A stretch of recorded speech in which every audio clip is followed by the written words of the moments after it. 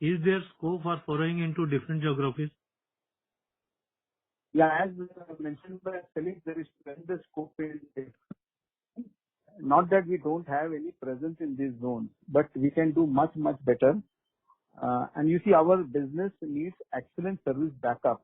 And now that we have got all engineers in different places of the country, we are confident that we can emulate our strategy, which is adopted in Maharashtra, which is our strong area. We can emulate this strategy in other parts of the country also. And already we have started getting some good experience about our success in Eastern region, which was like an alien region for us earlier. But today we are having good success over there. And this will also happen in other regions, especially southern region and northern region also, because we have got now the right people in place over there.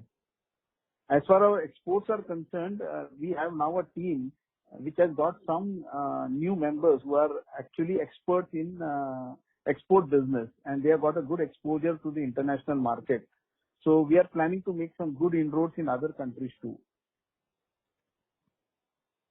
What is your capacity in various products as of now? If you ask me in terms of volume, we can easily manage a turnover up to 30 crores with our present setup. You know, this is compared to what is 15 crores what we have achieved last year. We can, in the same setup and the same manpower, we can do up to 30 crores also. At the same time, we also are having a roadmap for increasing our capacity. And I think in the next 2 years, we will also increase our capacity. And we are taking every step carefully, looking at the business scenario as well. But I'm confident that we'll be able to cope up with our capacity smoothly with respect to increase in business in the coming years. What is the potential for growth in each product segment? I think there is a tremendous scope. In capacitors, we only have a market share of 2% from the 600 crores approximate business volume in the country. And with emphasis put on different regions and the kind of business plan that we are having, we should be able to give a strong push to the business volume in capacitors. And you see, business is all about numbers, and even 1% boost in market share in our core product will give us 40% more business compared to our business volume today. As far as other products is concerned, sky is the limit. It is all about how well we can manage our after-sales service. And for this, we have to build a strong manpower. We already have in place a good team which can cater to more than 100% rise in business. And strengthening of manpower is in our company is an ongoing process, and it involves picking up the right person, providing them with proper induction and training. And for this, our company already has a well-prescribed and documented process in place. So any new person coming to our organization has to go through the process of induction and training to be, to be able to put in frontline work after that. What will be the likely turnover on full capacity utilization of each product, and in what time frame it will be achieved? I can tell you about only our core product right now. In 3 years from now, we can easily double our present turnover from 15 to 30 crores. And at the same time, we'll be able to easily manage this turnover with our present existing infrastructure and the present workforce. So in other words, I can say that it can easily be 30 crore business with our present capacity of our infrastructure as well as manpower. What is your main raw material, from where it is sourced, and what is the availability and what is the cost to percentage? Fortunately, all our raw materials are sourced indigenously, and there is no qualms about its availability, and more importantly, its quality also. So I would like to add here that we procure our raw material only from the top 3 OEMs in the country. So our products like capacitors, reactors, and all these items are switchgear. We are procuring only from the top 3 manufacturers in India. Coming to the cost of material with respect to sales, generally we work at an RMC between 70 to 75%. That is the general RMC of our company. What are your expansion and diversification plans? As mentioned to you, we are already in the process of expansion of our infrastructure. I think in 2 years' time, we should have a larger infrastructure to cope up with any turnover beyond 30 crores. Okay? And recently we have, as Felix had already mentioned to you, we have diversified into mechanical works also, and we have supplied large size pump check valves to a public utility in Mumbai. And we have a firm understanding with a very reputed overseas manufacturer for large size pump valve. And these products are presently sourced by very few players in the world, maybe just 3 to 4 of them. And we are having a proper tie-up with one person for which we can sell their products all over India. Another new line of business that we are planning is turnkey contract for gas insulated substation. Now, this is an extension to the electrical work which we are doing, and we already have the manpower. We have to only acquire some skilled manpower to take up this kind of job. And there is an ongoing discussion which we are having with one of the top OEMs in the country to supply us this equipment. What would be the cost and means of finance? Presently, we don't envisage any need of any finance for this project at least. We already have a team and will need some extra manpower, as I told you earlier. Coming to finance, maybe in the future when things turn for the better than our expectations, then there will be higher opportunities at that time, and we will consider about it at the appropriate time. At least at the present stage, we don't have any requirement for finance for our new line of businesses. What would be the time frame for completion and the contribution to turnover and profit?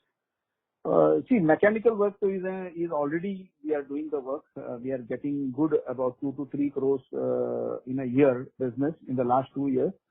For gas insulated substation, it is a total new line of business.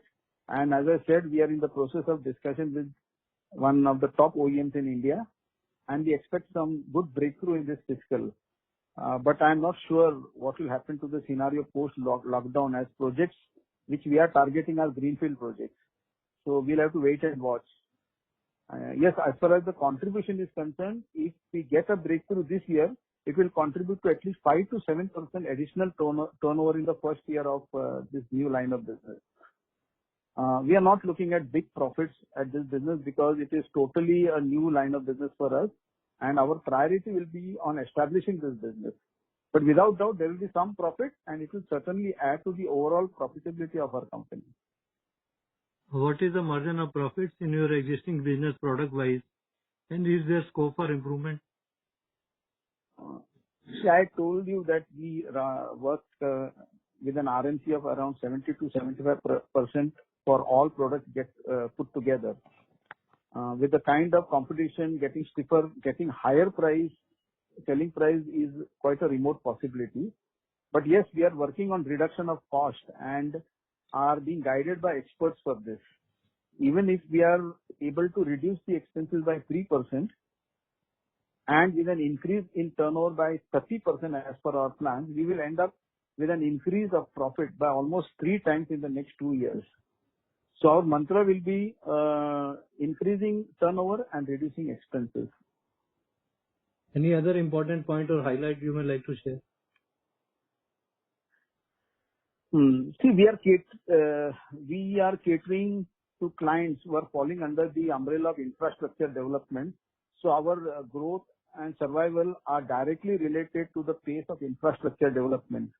And we all know very well the efforts put by the government towards the cause of infrastructure development. So definitely we see a good future for our company here. Yes, there is a temporary break right now due to the lockdown caused by the pandemic, but sooner than later it will be over and life will be back to normalcy. I think this will be the time when survival of the fittest the people who can survive under the difficult conditions will be the fittest, and they will be able to succeed in their business. Second aspect is the cost factor. When we are in competition, cost becomes an important factor, and I think we are trying to achieve cost leadership and because that is the best strategy to increase sales and ultimately the profit. As I said earlier, increasing turnover and reducing expenses will help us to achieve cost leadership. So everything is interrelated. We have proper MIS in place to monitor the progress of our turnover vis-a-vis profits, and this will help us to determine the optimum cost and come closer to achieving cost leadership in our market. Also there is the business has got its up and downs sometimes due to the market situation. But luckily in our company we have got two line of customers. One is the government customers and the other one is the otherwise the private industries. So our strategy is when the market goes down, the government customers always will require their product because they are irrespective of whatever happens in the market, their requirement will always remain steady. So at that time, when the market goes down, we put more emphasis on our government clients. So in spite of all the market up and down, we are somehow able to manage our turnover and we are somehow able to manage our sales targets also. Yeah. Do you have any acquisition plans? Presently, no such plans. Our concentration is more on growth with the present infrastructure and the present manpower. What would you consider your strongest and weakest links of your organization? Well, the strongest will be our technical expertise and our strong team, our professional approach and proper systems in place. In our company, the system process works like a well-oiled machine and the team has just to follow the processes. I consider this as the strongest feature of our company. As for the weak links, I would say our reach out to clients in virgin territories needs to improve. We also will need to strengthen our accounting process. Here I can definitely see some good scope for improvement. How do you propose to address your weak links? We have already addressed these weak links and we are right now plugging all the gaps. As I told you, we are reaching out to every corner of the country with offices in all the 4 zones of the country. In addition, we are also establishing a stronger network partners who will be like our extended arm. This is not just for India, but some countries overseas too. We also follow regularly the practices of identifying and searching new projects and also prospecting new clients is a part of our routine business activity. From the finance side, we have appointed internal auditors who are checking our accounts and they will put in place some systems which has already been initiated by them, like various MIS, which will give us a proper and overall picture of the company's finances. Are there any plans on innovation?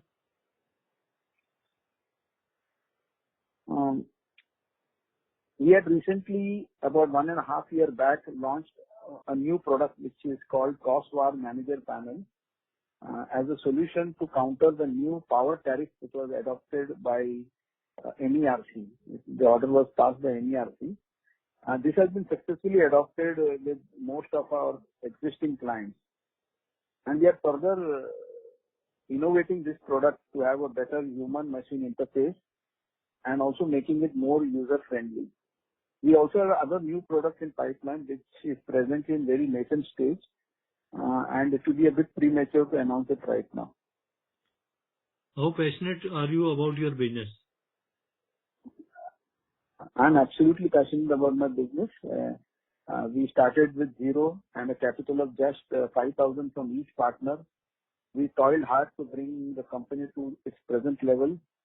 We have no business, family business history, and in fact, we are the first in our families to take plunge into business. What we had was only our technical expertise and the best wishes of our elders. We used our contacts and the faith of our clients to a very good effect, and we are still enjoying the confidence of our client, and that is one factor that is keeping the fire in our bellies burning. Today I am 57 years old, but my enthusiasm to learn finer aspects of business, technical updates, system improvement will match to a guy who is even 40-year-old. So no plans to hang boots right now. In fact, the passion to increase our business is increasing every year. Do you aim to reach global standards in your business? Yeah, we already have a world-class product, and we have made some good businesses overseas. So now with the new dimension that the company has acquired, we will not spare any efforts to make our global reach stronger and wider. We have new additions in our team, as I mentioned earlier also, and with their good contacts across the globe, we will exploit every opportunity that comes to us. How do you propose to leverage technology in your business? We are already doing this in the best possible manner. Ours is a technical product, and we both promoters are technically qualified. Hence, we are heavily inclined towards technology. All our systems that are adapted in our offices are as per the latest IT trends, which will give us accessibility of our business and product profile to any place in the world. This will give our engineers to work from any part and provide quick responses to our clients. We are also introducing systems in our end products, like the end product which is installed in our customer anywhere in India or anywhere in the world for that matter, can be monitored from our office. So we can see the performance of our product from our office. This is one more technological advancement which we are trying to, in fact, we have already successfully implemented for one client. So we are trying to implement this for our other clients also. You launched your IPO in the worst of times and even issues like Burger King had to be withdrawn. Your IPO is quoting at a hefty premium and generating annual return of 700%. What would be your approach towards investors? Firstly, I will use this platform to thank all our investors for reposing their faith in us and supporting our IPO even in the most difficult times. We will certainly justify their confidence in their company, in our company. We already have a strong business plan, and today we are all the more motivated with this IPO to ensure that our business plans are executed and our targets are achieved. So only we need to achieve our target. Needless to mention that once all our projections are met, which we are fully confident that we are going to meet, the beneficiaries will be our shareholders.